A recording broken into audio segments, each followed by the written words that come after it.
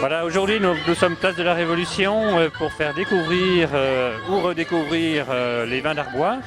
On profite de l'occasion de cette journée étape à Besançon pour faire déguster nos produits d'Arbois, donc des blancs, des rouges, des rosés, avec des vins parfois spécifiques que l'on ne retrouve que dans la région, tels que le cépage Poulsard, le cépage Trousseau, le cépage Savagnin, qui sont vraiment des vins avec une forte identité, des vins que l'on ne retrouve pas ailleurs, qui sont produits en petite quantité, donc que les Franc-Comtois connaissent bien.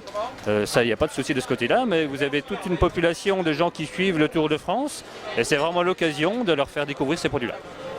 Arbois est dans tout le Jura, mais Arbois a la particularité par rapport aux autres AOC, qui sont Côte du Jura, Étoile et Château-Chalon, de produire plus de rouge qu'ailleurs.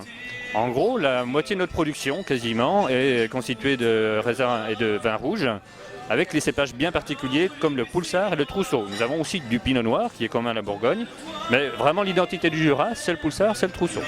Dans les négociants, vous avez bien sûr Henri Maire, qui représente quasiment 300 hectares de vignes, la coopérative autrement d'Arbois, Fruitière d'Arbois, qui est la première coopérative française, qui était fondée en 1906, si je ne me trompe pas, et aussi des indépendants qui sont tous avec leur identité propre, et des maisons qui sont connues comme les maisons Tissot, les maisons Rollet, et tout un tas de petites maisons qui ont aussi leur identité, vraiment d'une qualité de production qui est intéressante, une diversité qui est intéressante.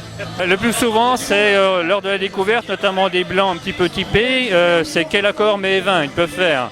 C'est vrai qu'un Savagnin, c'est un vin qui est quand même bien particulier, qu'on ne retrouve pas dans d'autres régions. Et c'est souvent comment on peut l'utiliser, c'est la question la plus fréquente.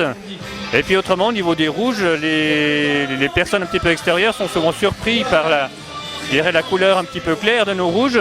Il faut leur expliquer que c'est le cépage, notamment le Poulsard, qui donne cette couleur claire, parce que le raisin est naturellement clair. Et après, l'approche est très simple.